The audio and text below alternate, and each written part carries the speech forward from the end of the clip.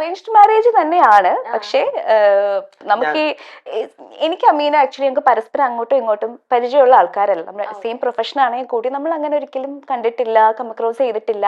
അപ്പൊ ഞാൻ അമീനെ കുറിച്ച് ആദ്യം കേൾക്കുന്നതും അറിയുന്നതും എല്ലാം ആതിര വഴിയാണ്. സോ ആതിര എന്റെ ബെസ്റ്റ് ഫ്രണ്ട് ആണ്. ആതിര ഒരു ബ്രേക്കിന് ശേഷം ജോയിൻ ചെയ്ത പ്രോജക്റ്റ് ആണ് നിന്നിഷ്ടം. ആ സീരിയലിൽ നായകനായിരുന്നു അമീൻ. അപ്പൊ ഈ സീരിയലിന്റെ വിശേഷങ്ങൾ പറയുന്ന സമയത്ത് അവൾ ഇങ്ങനെ നായകൻ അമീൻ എന്ന് പറഞ്ഞ പയ്യനാണെന്നൊക്കെ പറഞ്ഞിട്ടുണ്ട്.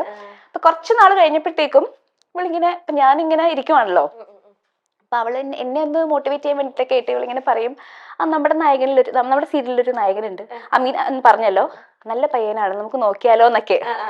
ഞാൻ ഓടിക്കോ, നല്ല സമയമാണ് അതിനെ കുറിച്ചൊക്കെ ചിന്തിക്കാന്നുള്ള രീതിയിൽ ഇപ്പം ഞാൻ അങ്ങനെ കളഞ്ഞു. ഇപ്പൊ അറ്റ് ദ സെയിം ടൈം അമീനെ കാണുമ്പോഴും പതുക്കെ അമീൻ ഇങ്ങനെ എനിക്കൊരു ഫ്രണ്ട് ഉണ്ട്, അറിയില്ലേ ഡയാനെ, മറ്റേ ഫൺസ് അപ്പോൺ ടൈമിലൊക്കെ ഉള്ള.